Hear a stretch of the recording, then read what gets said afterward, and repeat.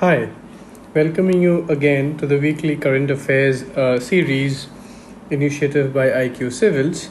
The previous week, diplomatically, India had too many things on its plate. We had the Prime Minister of Malaysia visiting us. At the same time, we also had our Indian Prime Minister visiting Kyiv, and at the same time also visit Poland. At the same time, our Defense Minister was in US trying to and dealing with certain important defense agreements between the two countries.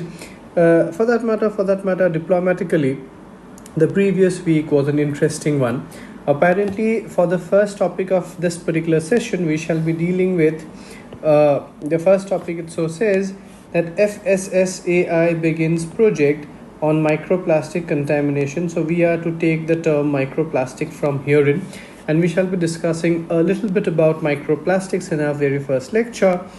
And for the second topic, we shall be taking care of Russia's Kursk region, because this was in news by, for that matter, Ukraine did launch attack in this particular region, and this particular thing therefore becomes important from the perspective of international mapping, from the prelims perspective of UPSC.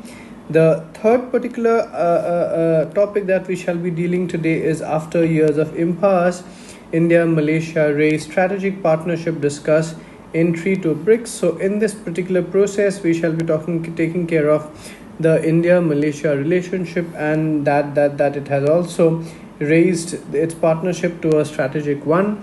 So therefore, this is for our third discussion. The next will be talking about the ethanol blending program. How much have we achieved? What are the impediments? Apparently, this particular article takes a huge detail about the entire processing of ethanol and whatnot. So therefore, we shall be taking care of this. The next topic will be Europe push India agency. Why Modi visit to Kyiv is significant. So therefore, we shall be in a way trying to talk about the dehyphenation policy of the government of India, which it has recently taken. For that matter, the last topic herein that we shall deal is India-US signed key defense supply pact as Rajnath begins 4-day visit to the US. So these are the major topics for the day today. Apparently, let us begin with what FSSI has to say. So let us try and see here what are the important areas of the article. The Food Safety and Standards Authority of India has launched a project to assess microplastic contamination in food products and develop methods for its detection. The next part of the article says the aim is to develop and validate analytical methods for detecting micro and nanoplastics in various food products. So in this particular thing, what becomes important for us is, what are microplastics? What are microplastics? Apparently, these are very tiny bits of various types of plastics found in the environment. The general idea is the dimension is less than 5 millimeter. Alright, so these are the result of fragmentation and degradation of larger plastic items, as well as direct release of tiny particle of plastics, often intentionally added to consumer products like cosmetics and cleaning agents, right? Apparently, microplastics, these are not biodegradable, and because of which the major reason of concern so arises, right? So there are various other international platforms where the use of microplastics and the detection of microplastics has been frequently talked about. Apparently, there is one convention called the London Convention, which was signed in the year 1972.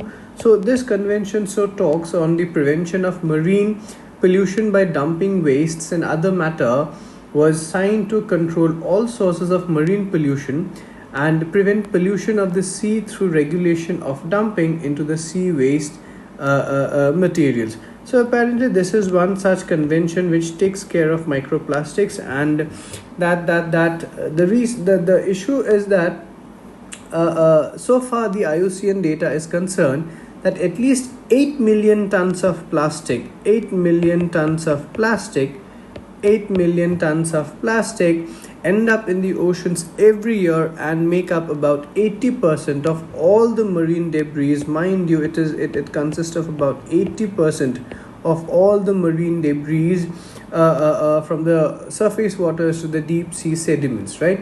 Now that we know that this is the microplastics are not biodegradable, because of which once they enter into the environment, they stay and they are ingested by the marine organisms, leading to potential harm to aquatic life and apparently bioaccumulation along the food chain.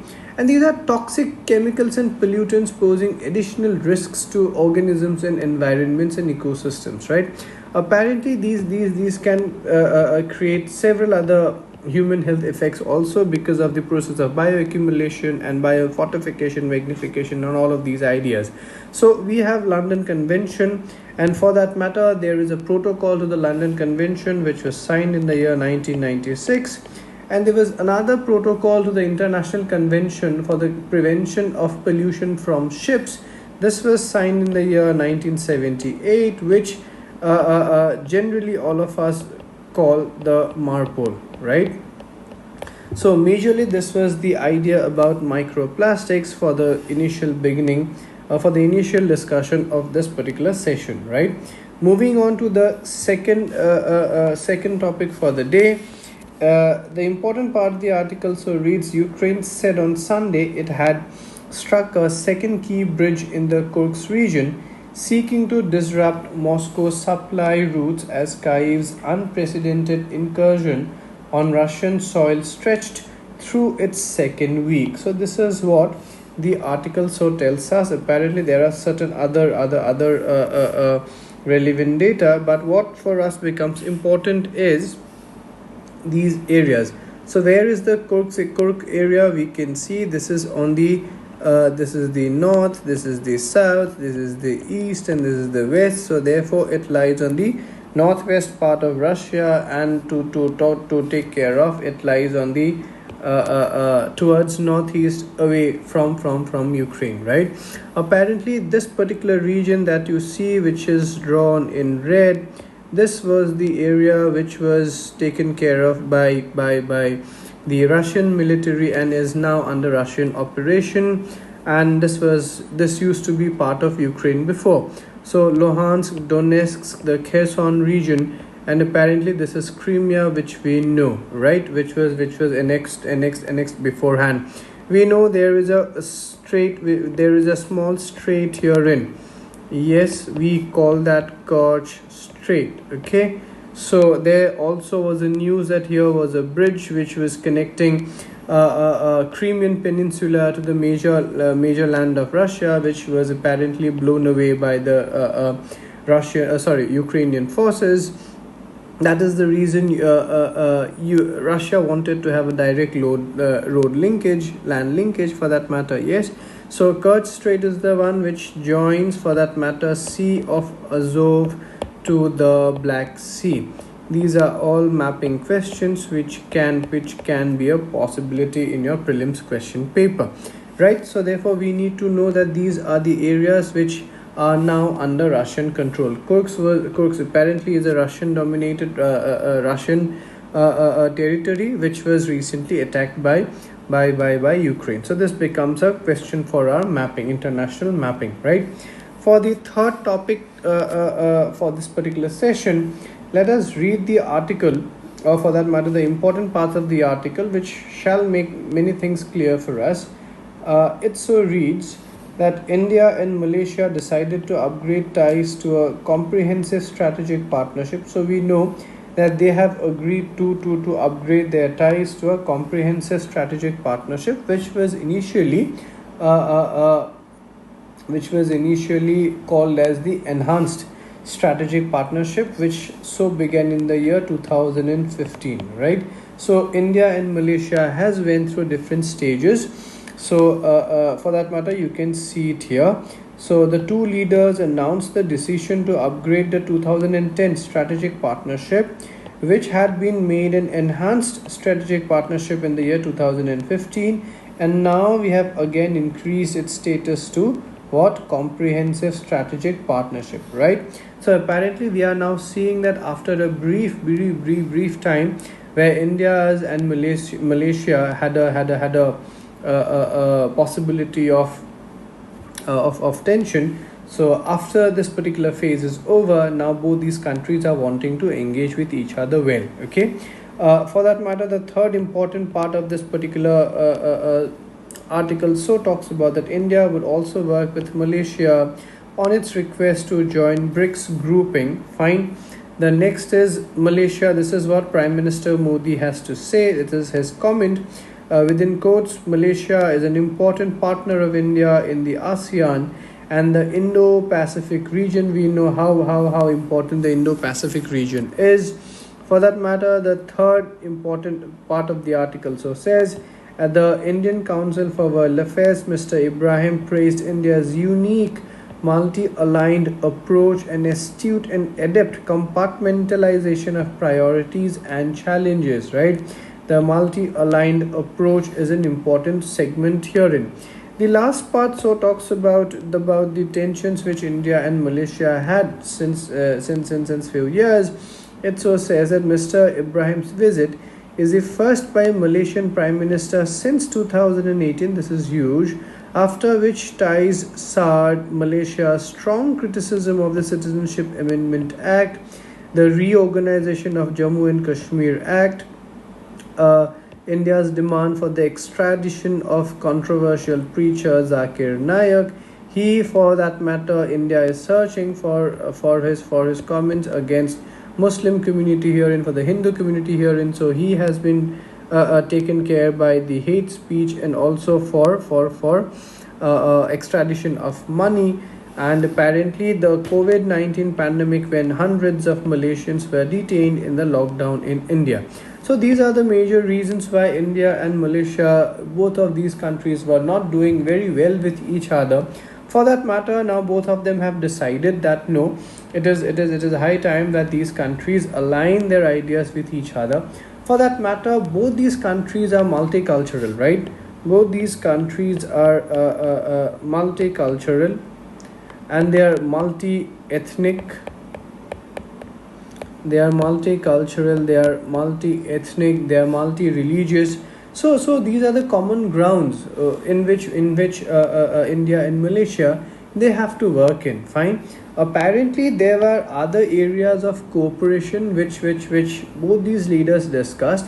The very first one is the ITGA, which is nothing else but ASEAN India Trade in Goods Agreement. So apparently Malaysia has agreed to support and expedite the process of ITGA, and once it gets done, it is going to make business more effective and more friendly. Yes, the aim is to conclude the review by 2025, and this in the process will also enhance supply chain connections between India and ASEAN. So India's major interest is there with this particular dimension, which is called ITGA. The other area which these two leaders have also discussed about is Ayurveda. Yes, the other aspect which these two countries discussed is the Ayurveda. Apparently, India so wants to establish an Ayurveda chair at the University Tunku Abdul Rahman in Malaysia. Of course, in the way to promote traditional medicine, education and research, and of course Ayurveda. So these are all soft powers in which India is trying to engage with these countries at large, right? Apparently, the third most important aspect of the discussion which happened between the two leaders was on the cooperation of digital technologies, India's UPI and Malaysia's PayNet. India's UPI and Malaysia's PayNet. So they are wanted, both these countries now want collaboration and connection between these two digital platforms, such that digital transactions between these two countries become much more easier. So this was majorly what was discussed between the two leaders, and apparently there are certain challenges. We have already discussed what were the issues, And the major reason now is that China is getting closer to many ASEAN countries, which becomes a challenge for India to exert its influence. Apparently, Malaysia's position in the Malay Peninsula, and then we have the Indonesian Peninsula, and then the strait that we have. Yes, the Malacca Strait is a very, very important route, and therefore Malaysia's position in the global affairs is a strategic one. So there are many other areas of cooperation between India and Malaysia. There are various geopolitical cooperation, the ASEAN Plus Summit, then we have got the East Asia summits, right? So India and Malaysia shares a lot of platform, global platform, where it can deliberate their ideas better. India and Malaysia, for that matter, has also been regularly engaged in cooperating through various joint military exercises. For example, we have Harimau Shakti, which is a military one. Then we also have Samudra Lakshmana, we have Udara Shakti, right? Apparently, India exports mineral fuels. Then we have aluminium.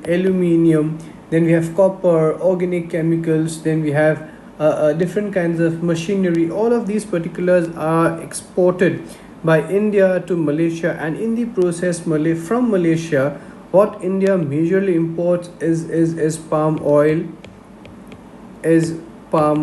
which is a huge demand, which has huge demand in India. For that matter, electrical machineries are also imported from Malaysia, right?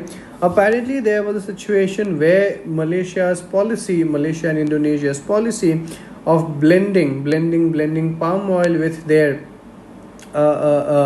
gasoline to kind of try and reduce the greenhouse gas emissions from their fuels, fossil fuels rather. So this rather had an effect on India also. So the palm oil crisis, which happened quite some years before, so this also becomes an issue and an area of contention. So this was majorly about India and Malaysia. For that matter, now that the relations have gotten in a better way, comprehensive strategic partnership has been signed, for that matter, and there are many other areas, cultural areas, trade areas, where both of these countries can exert their influence well, and hopefully we are going to have a better and a stronger relation between the two countries. For that matter, the bilateral trade between India and Malaysia reached a record high of USD 19.5 billion. And for that matter, Malaysia is also India's 13th largest trading partner. So by the by, we have considerably better relations with Malaysia. The idea is to make it more well, right? This was majorly about the India-Malaysia issue. And for that matter, the Prime Minister of Malaysia, Anwar Ibrahim, who visited India in the previous week, which was a milestone achieved. For that matter, moving on to the next topic herein, which is on the ethanol blending program. So we all know that India currently has been able to achieve some 13 to 15% blending in the traditional fossil fuel. In the process, the idea is